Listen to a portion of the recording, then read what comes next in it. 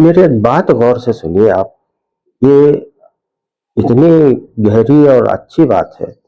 अगर आप इसको थोड़ा सा भी समझ कर सुन लेंगे, या तो फिर अपने आप को जरा एक जगह स्टेबल रखिए और आपके हाथ में जो मोबाइल है उसको जरा दूर रखिए और मेरी आवाज सुन लीजिए बस।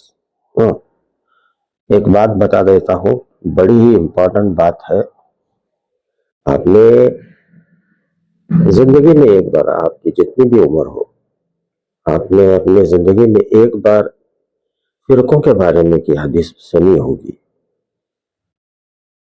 कि मेरे उम्मत में 72 या 73 फिरके होंगे, उसमें से सिर्फ एक कामयाब होगा। ठीक है, आपने सुना होगा। और हमने जो है मस्जिद में बैठकर जब ये बात सुनी, तो आप लोगों में से कितनों ने इस बात की तरफ गौर किया होगा। ये कितनी बड़ी बात है। हमारे रसूलुल्लाह ने, हमारे पैगंबर ने हमें जो है इस बात की तरफ इशारा किया है कि आप कामयाब कहाँ हो सकते हो, और हमने जो है इस बात की तरफ कोई अहमियत ही नहीं दी, कोई अहमियत नहीं दी।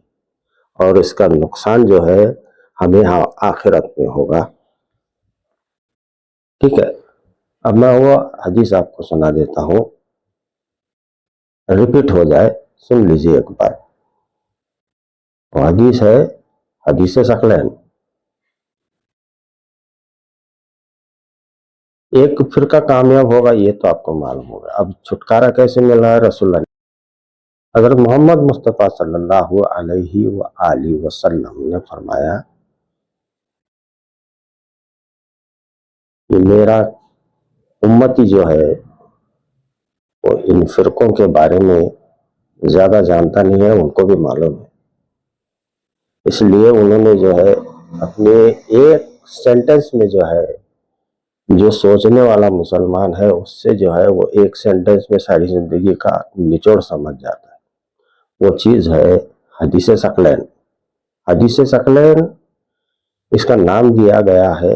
और ये सुन्नी और शिया, इन दोनों फिरकों में जो है इस हदीस के बारे में एक ही जगह पर है। इन दोनों में कोई फर्क नहीं है। हदीस में इन दोनों ने जो है एक ही चीज पर ये कायम है आज तक। वो हदीस है कि मेरे जाने के बाद में कुरान को समझ कर पढ़ो। दूसरा, मेरे आल के साथ रहो। अब जो है सुन्नी और शिया की किताब में से कुछ चेंजेस हो गए 500 या 600 साल के बाद में, जब रसूलुल्लाह यहाँ से गए। अब यहाँ से जाने के बाद में वो हदीस जब चेंज हुई, तो उस हदीस चेंज में उन्होंने क्या लिखा, मेरी उम्मत में जो है जो कुरान को समझकर वगैरह पढ़ेगा और मेरी सुन्नतों पर अमल करेगा तो कामयाब है। अब ये जो इन्होंने चेंज किया है, इसको जरा लिखकर जरा सोच लीजिए आप कि इसमें से जो है हमें फिरके के बारे में क्या जानकारी मिलती है। जो हमारा कामयाबी फिरका है, इससे कुछ मिलता नहीं है। रसूलुल्लाह ने हमें जो है डिटेक्ट किया है कुरान की तरफ। कुरान समझ कर पढ़ना है आपको। दूसरा, उसके रसूल के साथ रहना है, उसके औलाद के साथ रहना है, रसूलुल्लाह के औलाद के साथ। रसूलुल्लाह के औलाद आपको सही रास्ता बताएगी, कामयाब करेगी आपको। हमने जुमे के नमाज के टाइम में जो मसला हमने सुना या हमने बयान सुना, बाहर जाके ही भूल गए। हमें कोई जरूरत नहीं है भैया। आपने, आपका बेटा अगर कोई स्कूल में फेल हो जाता है तो 1 साल बर्बाद हो जाता है, तो आप मुंह फुला के बैठते हैं। यहाँ आपकी आखिरत दांव पर लगी हुई है। और हमें आज तक ये नहीं पता है कि हम कौन से फिरके में है, हम कामयाब है तो क्यों है, अगर नहीं है तो क्यों है। हर फिरके का आलिम जो है दूसरे फिरके के आलिम को गलत बोल रहा है। आप अपने आप को सही कह रहे हो इसलिए कि वो बयान आप सुन रहे हैं, दूसरे फिरके का सुन रहा है वो भी अपने आप को सही कह रहा है, तो आप इस एक टेबल पर कैसे आएंगे? आपको कैसे पता चलेगा कि हो सकता है वो सही हो?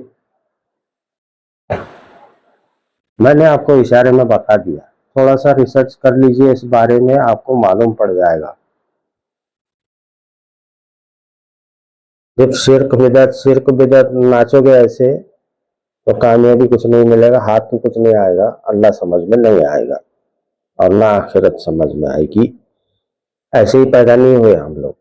अगर मुसलमान है तो कोई मकसद होगा। 10-20 रुपए की कोई चीज लाते हो तो उस पर एक कवर होता है, उस कवर की अहमियत तब तक है जब तक उसके अंदर वो कोई चीज है जो आपने पैसे दिया है। जब आप उस चीज को लेते हो तो कवर फेंक देते हो।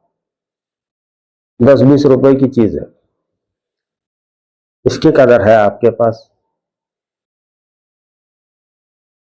यहाँ रसूलुल्लाह हमें इशारा कर रहे हैं कि आपकी कामयाबी कहाँ है, और हमें इतनी फुर्सत ही नहीं है। न जाने मोबाइल पर क्या क्या देखते हो बैठ के। अब मैंने इशारा कर दिया है, अगर समझ में आए तो ठीक। अगर आपको ऐसा लगता है कि ये मेरी बात थोड़ी सी गौर करने लायक है तो दूसरे तक भी जरा पहुंचाइए, ताकि उसको भी समझ में आए कि बेचारा वो भी किस हाल में है।